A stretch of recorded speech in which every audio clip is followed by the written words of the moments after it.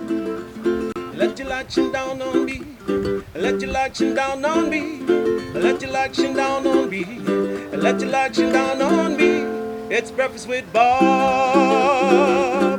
And Poncho Man, everybody. We are brought to you by HOKA, Polar, UCAN, Velofix, Normatec, Active, Canyon, Bicycles, Form Goggles, and Puman. And we'll be at Four Seasons Hualalai for our championship edition. Our next guests, they stole our heart last year by finishing this race. Give it up for Brent and Kyle Pease. How you boys doing? Kyle, how you doing, brother? I'm doing great. It's great to be back on the island and celebrating all these amazing competitors this year. So is this guy still slowing you down? It's been, how many years has he been slowing you down now? All my life. I love it. And your new book is out. I love it. Beyond the Finish. Talk a little bit about putting this together. Obviously, so emotional last year, coming across the finish line. Well, even before that, let's go back. You guys obviously grew up together. What's the age difference? 2 years. 2 years. But you guys were always tight. Always tight, yeah. And always wanted to make sure that Kyle could play sports. That's right. We were always on the same team. Now, was there a point where Kyle wasn't being allowed to play? No, it was what it always was is that we always had outlets for him, but it was wheelchair baseball or wheelchair soccer, right. And so we didn't like that we always had to say wheelchair, and so it just was trying to find the right outlet where we could just say Ironman World Champion. Right, just sport. Just sport. Just sport, and right. It doesn't matter because this place is an equal opportunity abuser. For doesn't everybody. care if you're a chair. That's right. Doesn't care if you're not in a chair. So when you're riding last year, the hardest part for me would be you are carrying your brother, and that's extra weight for the vehicle. What do you think your total weight was that you were pushing up towards Javi? So we think it was about 360 pounds of steel and human. 360 pounds. And Kyle, you getting through that, and also you've got to be eating, drinking, all that type of stuff, keeping this guy from putting his feet up on the handlebars. Yeah, it was the best day of my life as an athlete, and it was the hardest day of my life as an athlete. But I wouldn't take it for the world. I would go out there and do it again any day. How did it change your life? It showed me what is possible. You could do anything. Yes. When you put your mind to something, then anything is possible, and the sky is the limit. The sky is the limit. So, Brent, when I'm guessing that after the NBC show airs, that there's probably a few phone calls, a few emails from other people saying, well, wait a second, you guys did it. We are in a similar situation. How do we do it? Yeah, no, it's great. There was probably more of that than anything else. Of I'm people sure. Just wanting to know how to do anything from a sprint to an Ironman. Just right. Wanting to know what that experience was like and how to do it. How has the equipment changed since you started on this journey? Because over time, we've seen hand cycles used to be 30-some pounds, and we've seen them come down in the low 20s. For you, and also when Dick and Rick Hoyt did this, Rick was on the handlebars. Right. Right? And yeah. I'm like, how the heck is he doing that? Figuring out the best position for you guys, how hard was that? It's been something that since we've started, we've always been working on. I think probably to what you're saying is that just inclusion is a much bigger part of the sport. And so there's a lot more people that have the technology or have the knowledge to be able to work on it. So we've been fortunate that there's a bike mechanic in Atlanta named Curtis Henry who's been working with us for almost 8 years and slowly refining it. So our frame design hasn't changed that much, right. But the way we've moved things around, and we've always wanted Kyle to be on the front of the bike. We always wanted him to have, we loved looking at those pictures of Rick. Right. Even on the handlebars, he just looked like an athlete. He looked like a cyclist enjoying that experience. So I think there's just so much of it happening now it's great for all of us to be able to learn from each other and figure out the best possible way to take this stuff on. In terms of feeding, how did you guys work out that? Because you got to feed yourself, but you also got to help Kyle get enough nutrition in there to get through this thing. This was the hardest that we've ever had because we lowered Kyle into a different position than he had been just because we were worried about the winds. And so it was actually really difficult. So he was a lot of liquid last year. In fact, we were using UCAN on the course, one of your sponsors. Oh, wow, good. And that was a really easy way for him to get in nutrition. But a lot of it was me forcing him last year. I think we told you the story of the rapper joke, but last year it was really trying to make sure Kyle was being attentive to that stuff because it was so difficult out there. Make sure that he was eating and drinking enough. Absolutely. Were you getting lazy and not eating and drinking enough? It was just hard because I was so low to the ground that it was hard to swallow. So, but I made up for it with the water, the Gatorades, and all of that. All right. So then you guys get into the run. You get through the bike ride. You get into the run. And the nice thing about the run, there's people. Especially the first part about that run. You haven't seen people for hours. You start going down Elite Drive, and there's thousands of people going crazy.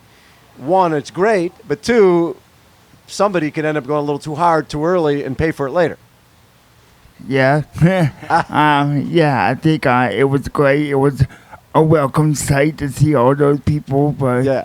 I think coming out of transition, there was a record sight, and we didn't really take care of ourselves coming out of transition because we had our eye on the prize. Oh, so you're looking for time. Yeah. You weren't just looking for finishing. Yeah, You're we like were, trying to break some record. Yeah, we were trying to break a record, and we got a little bit of a hot head, and and we were off, and then we suffered about 14 miles, and to be honest, Bob, the energy lab for Brutal. me, it was the hardest thing. I really thought about quitting, and cause it was hot, it was raining, and I didn't have anything else left to prove. But then the race stopped, and I got back in the game, and we were off, and the rest is history. So how much communication is going on out there between the two of you during a race? So our coach was out there with us on the Queen K, and he actually told me after the race that he's haunted at the things Kyle was saying to me out there to try and keep me going. Was he yelling? Kyle, were you yelling at this guy? Yeah, I did. What did you yell at him? Pick it up, loser? Some what I said is not appropriate for the show, but it was Everything's appropriate for this show. Yeah. But yeah, I guess anything I could do to encourage him and focus on the team and help us get across the finish. Come on, Brent. Come on, Brent. Up the hill. Come on, Brent. Don't stop, Brent. Move your feet, Brent. Come on, Brent. I can hear it. That see? sounds like encouragement to me. Yeah. Yeah. I think pick up the pace, loser would have been nicer. I've heard worse on the course. I bet you have. Wow. What was, like you said, the energy level? What was the hardest part for you? Same? The run. I mean, Yeah. it's every race that we've ever done. That bike cutoff is staring at us, and I know. 5:30 in the afternoon, right? And I think we were so prepared for this race. We came in 51 minutes on the cutoff. We've never done anything like that. Yeah. And Kyle's right. We got a little excited, and we forgot that there was still this marathon hanging out there. And for me, really, it was from mile 2 to 18. And I finally turned to Kyle in the energy lab as we were getting ready to come out, and I said, we got to figure this out because I can't keep going like this. We were stopping every, 10th of a mile. We were going into every porta potty, and it was pity party out there for us for a little while. We forgot the opportunity we had in front of us. We forgot all of the parts that we love sharing together in this sport, and with all of these wonderful people here and the fans and the crowds. And finally, Kyle looked at me and said, can you just get to that next traffic light and let's just try and do a little something? And before we knew it, all of a sudden the energy was coming back, and it just, our feet were getting lighter. It was incredible. Well, it's like a little victory parade once you get past 20, 21, because you can smell the barn a little bit. Yeah, you start to hear Mike Riley, and you see the lights and the crowds and the music, and anybody can handle it at that point. So coming down Elite Drive, coming onto the carpeting, the bright lights. You've seen the video of Dick and Rick Hoyt and Rick going out of his mind, the champagne flowing. What was that moment like for you, Kyle? Well, I didn't have champagne. I would have liked to have champagne, but it was everything I thought it would be. It was. I really can't put it into words. Yeah. What I never felt red carpet before, but I felt the red carpet that day through the wheels. It was just amazing to be out there with Brent.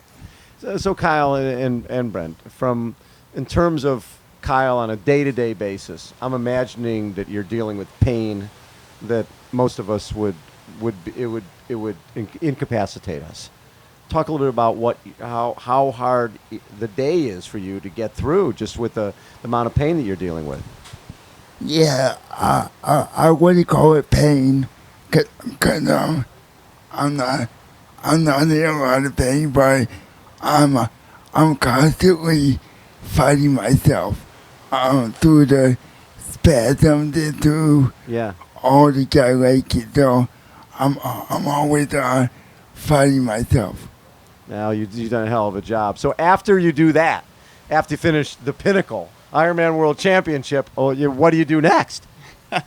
You know what? It right now we're just enjoying it. I mean, I got to witness one of the greatest athletic accomplishments that I've ever seen. I had a front row seat to some incredible courage all day long, and it gives me chills thinking about it, coming across that line and watching my brother become an Ironman, a world champion Ironman, and it was really it was a lifetime dream to see that, and I don't know that we were prepared to think about what was next, and but I know that my brother is an incredibly strong and gifted athlete. Yep. And I'm sure there's going to be many more miles for us to share together.